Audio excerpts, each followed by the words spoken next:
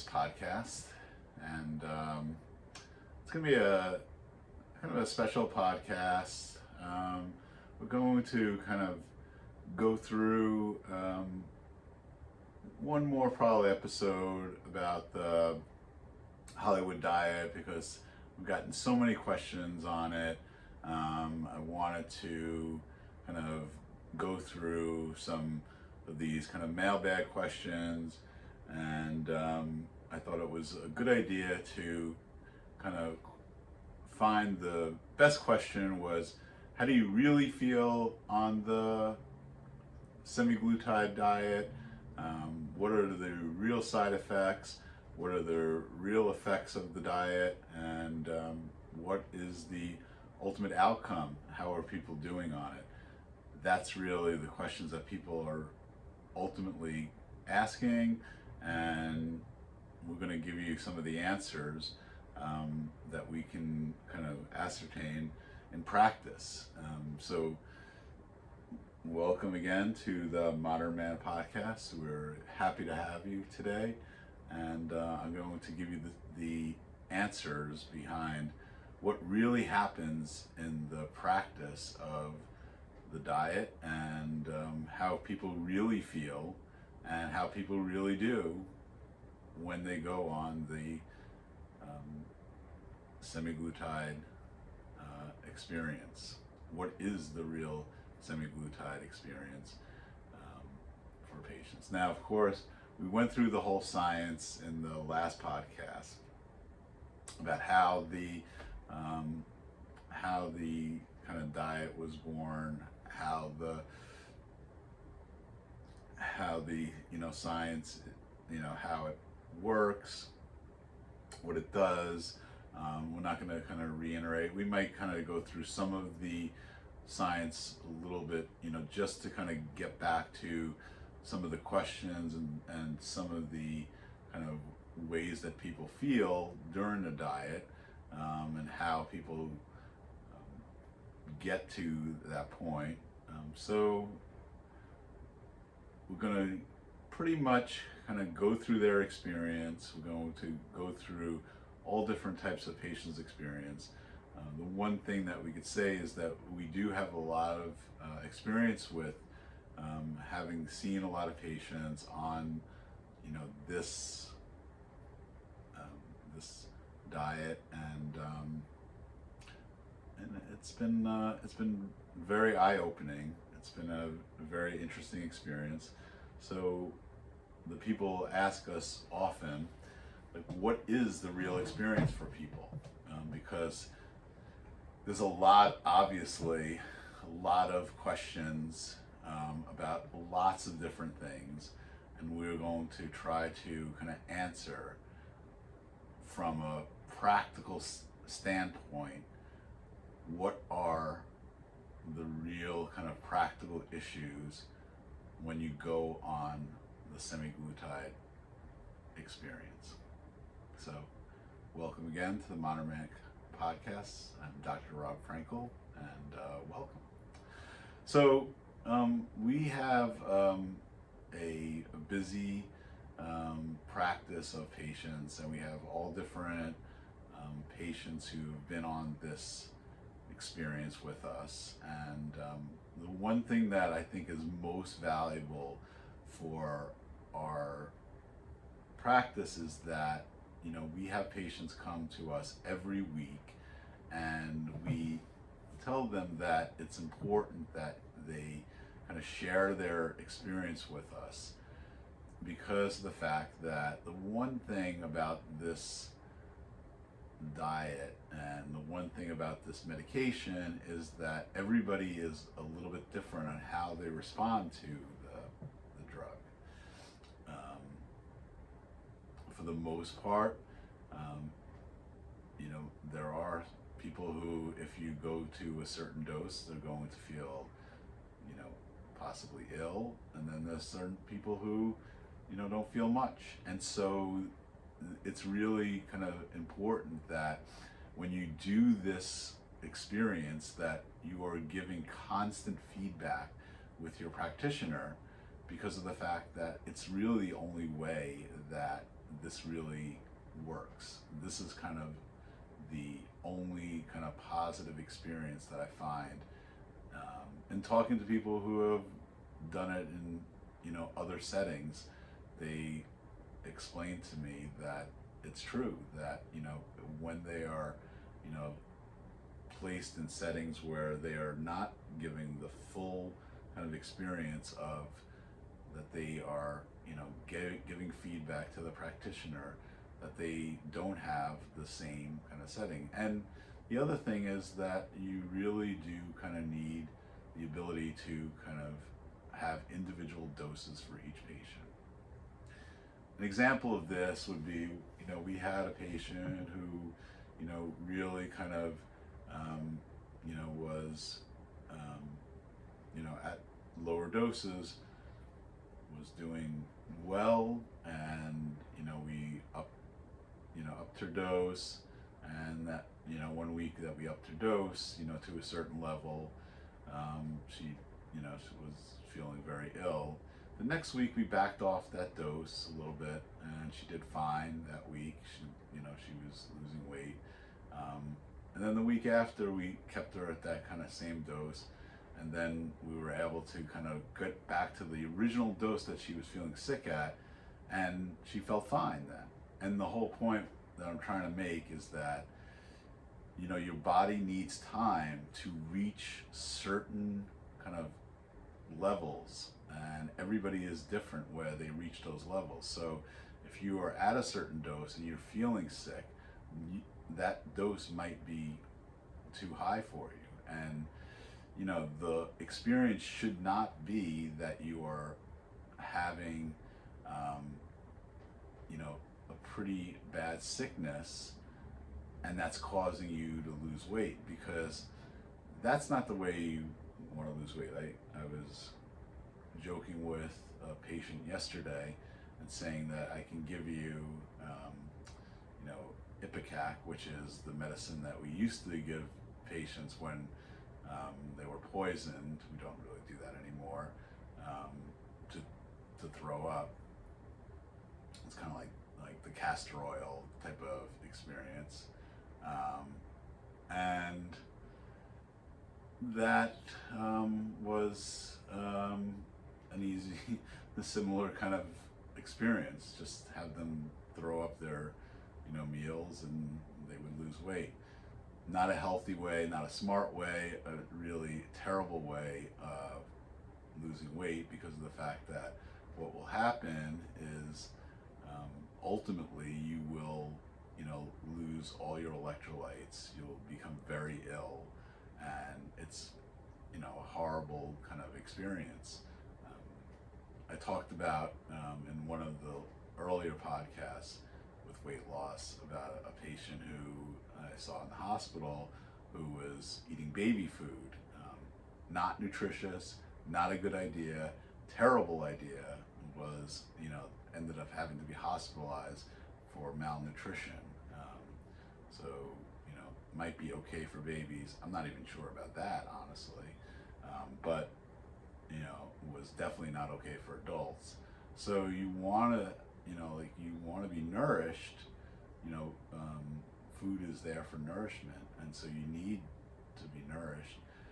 But, the point is that you cannot be doing this in a way that you're, just rejecting all food, by, getting sick. And so the point is that you need to reach the right dose, and this has to be kind of that sweet spot where you're not feeling sick, but you're getting the real positive effect of what the diet should bring.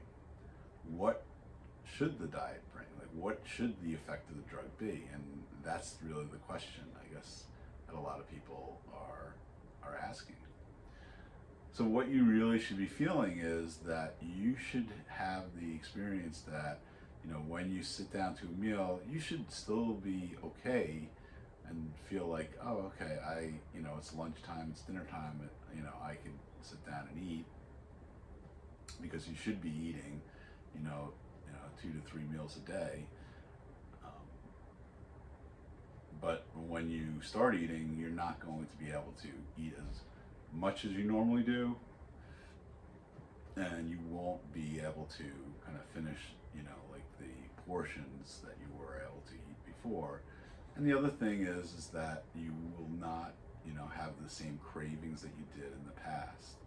And that's really kind of the most like valuable part of the experience. What I find that part of the experience that most people really kind of value is that they don't have the same cravings. They don't have the same feeling that, hey, I'm just, you know, doing my intermittent fasting, and then 9 o'clock, 10 o'clock at night, I feel like I have to eat, because I'm starving now. They don't have those. And emotional eating, that kind of feeling and experience kind of goes away as well. I mean, this is, I think, one of the most valuable parts of the diet. Now, I did explain to you that one of the major ways that the diet works is the fact that it increases the hormones that, makes you feel full. It decreases gastric emptying. So, like, the full feeling is definitely a major kind of experience. However, the second part of it is that there is a kind of blunting of, a blunting of feeling that you need to eat, and a blunting of almost that endorphin experience, which is not well described in the literature or the research why this happens. But I can tell you from the experience of patients that it definitely does happen, that you have this feeling that you are going to feel like you will be able to you know be able to continue to eat and not have those cravings, not have those emotional eating experiences, and that's really valuable. And the reason why it's valuable is because of the next question I get all the time. And the question is that what happens after the diet ends? And you don't want to be on the medication forever. You shouldn't be. And I always advocate to my patients that you should never use medication as a crutch, as something that you need to be on forever. There are certain medications that you do, blood pressure medicine. There are some medications, and sometimes you can kind of change these experiences depending upon your metabolic effects. But there are sometimes genetics kind of doesn't allow you to kind of change those effects. However, this is one type of medication that you should not be expecting to be on for the rest of your life. So you need to kind of think about long term about how this is going to end well, and how is it going to end well. So the research on it is mixed, and that is a behavioral thing, I believe. Like, when you look at the research, you have to kind of understand that, the people who are in these studies, you don't really kind of know exactly, how they're behaved after the diet. And so that is really kind of the most kind of valuable kind of tool. Like, what did they really kind of experience after the diet, right? And so you don't know that. You don't know what they did during the diet. You don't know what they did after the diet. And so what I tell patients during this experience is that you need to use this experience as an opportunity and not a crutch. What does that mean? So when you are on this journey, you are going to use the ability that you have, that you don't feel like, oh, I have to, you know, I don't have this, I don't have to eat, you know, the bad things that I've eaten before, such as, you know, heavy foods, breads, dairy, whatever it is that has been a problem for you before, you know, eat at night. You know, there is a rule that says that you can break any habit in 28 days. And so this is the time to break the habits that you've had trouble breaking before, because you won't have that feeling that you need to actually eat these things that you felt like you've had, you know, before. So this is the time to actually do that. So how are you going to do that? Essentially, like, you focus on, make sure that you make the right choices. Make sure that, hey, you know, I don't eat, you know, like I'm only going to eat one thing, you know, a few things during the day, and that one thing is going to be a Malamar, you know, or a chocolate chip cookie or something like that.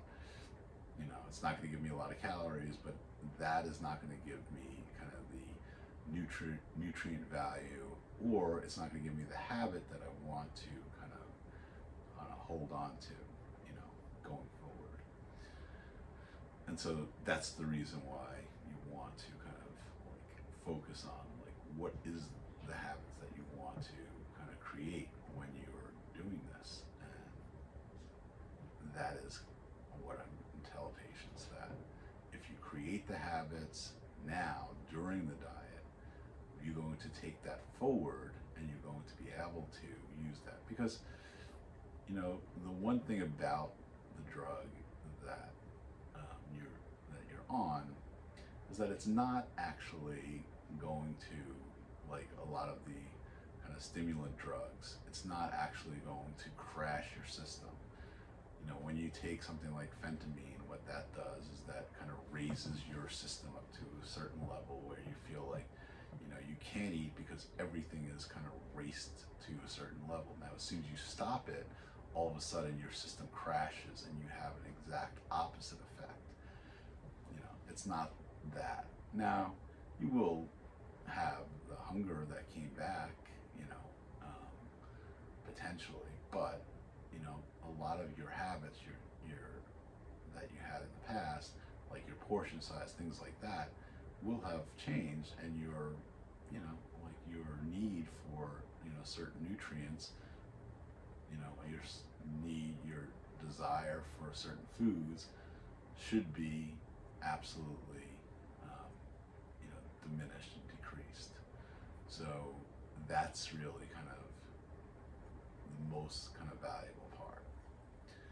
Now, when people are on the diet, what are their side effects? And so what we see mostly is that if you are taking the drug and you're doing it, you shouldn't be nauseous all the time. That means if you are, your doses is too high, and you should alert whoever you're working with that you need to be cut down. If you are, you know, nauseous transiently, like, you know, for a period of time, you know, that is going to happen. But if you're nauseous, like, consistently, where you just, you know, like dizzy, nauseous, it's not okay. If you feel like that you are having like abdominal cramping, and that is like a consistent thing, that's also not a good thing, and that's not consistent with a correct dose. You should be feeling, you know, relatively normal. If you start eating, you'll feel full. Now, if you power through that meal, meaning like you just say, well, you know, this is an expensive meal, I'm going to keep eating, you know, I don't want to waste it, you're going to feel it. You will have likely nausea. nausea. You might even vomit. You might have abdominal cramping. You might have diarrhea. You know, all these things. So definitely, like, if you eat too much and your body kind of sent you the signals that you did, you will definitely have that experience. The second thing is alcohol. So a lot of people ask me about alcohol. What is the effect on alcohol? Now, you can drink alcohol, and a lot of people, continue to drink alcohol. They do fine, but your kind of desire for alcohol seems to go down. Had reported that people have their tolerance for alcohol has gone down. It's not a good kind of scientific reason why that is, but I've definitely seen it, that people's tolerance for alcohol is diminished, meaning that they do, get get drunk or, buzzed quicker. So that's another thing that you have to think about.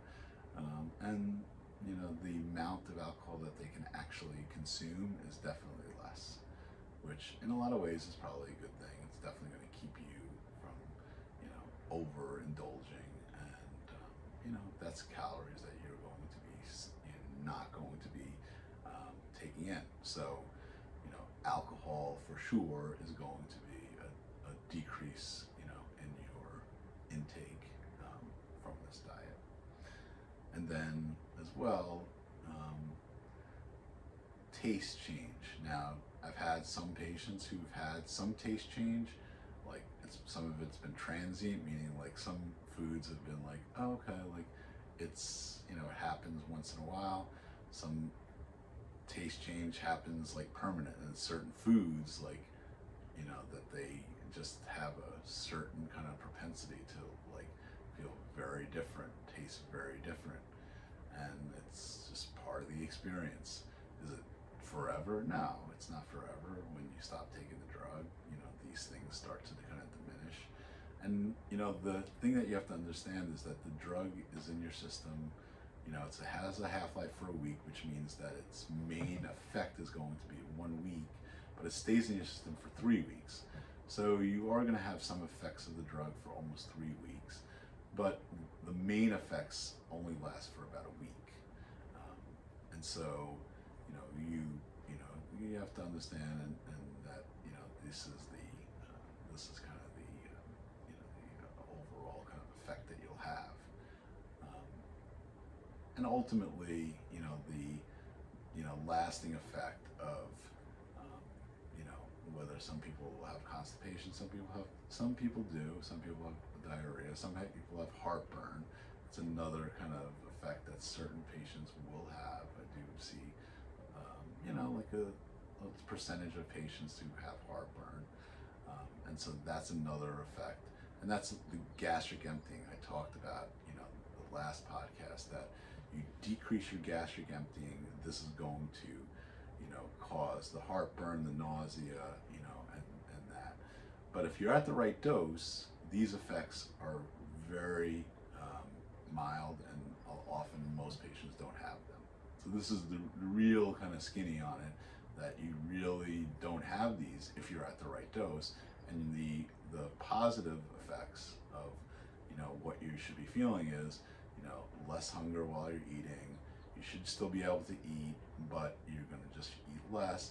And the ultimate real effect is going to be the cravings. Your ultimate relationship to food is going to diminish. And that's really kind of the most kind of valuable tool. And that is really what I think is going to be most valuable to most patients. And ultimately, for the most part, most patients, have, a pretty strong experience. Some patients have experienced fatigue. There are some patients who have experienced, just, overall kind of, just, a little bit, some tiredness, but ultimately, patients feel generally pretty well on it. Most patients, when I asked them how are they feeling, they said I feel good. And I think that's partially just because they're eating better, they're kind of feeling lighter. So I'm generally happy with when I ask them how are you feeling. They don't feel like, oh, I feel horrible. Most of them feel I feel really good, and you know, they seem like they feel emotionally better. They feel like physically better. So that's usually the response I get, the experience I get from most of these patients. And most of them are losing weight. The weight loss is variable depending upon the patient, depending upon what they're doing. Some patients are losing a few pounds a week. Some people are losing, you know, more than that. You know, and so it really is kind of very variable. And it's for the most part been a pretty positive experience for most people. You know, it's not for everybody, and like I said, everybody has to kind of, you know, be, you know, the right candidate for it. You know, like I said, you know, we screen everybody for, you know, liver, kidney, pancreas, you know, and we tell them that, you know, of course there is risk of thyroid cancer and endocrine, you know, cancers in the past. So this is also something that you have to know. So there are always, you know, risks. This is not for everybody. This is definitely, you know, something that has to be kind of discussed, you know, and go from there. Um, so I hope this kind of gave you a little bit more perspective on the real effects of the Hollywood diet. And I appreciate your listenership. I appreciate your time. We'll be back next week, probably moving off this topic. I know we just got so much inundated with so much about this. I felt like we had to go back to it one more time and just discuss it, and you know, and just give you kind of like what really is the real effects, what really happens when you go on, you know, the diet, and what really is the real facts about practically how you feel when you're on it, and what you should be feeling when you're on it, and how it ends. And you know, so if there are any questions, please like, share, comment. Please give us a comment. Please give us a like. Give us a share. We will see you next week.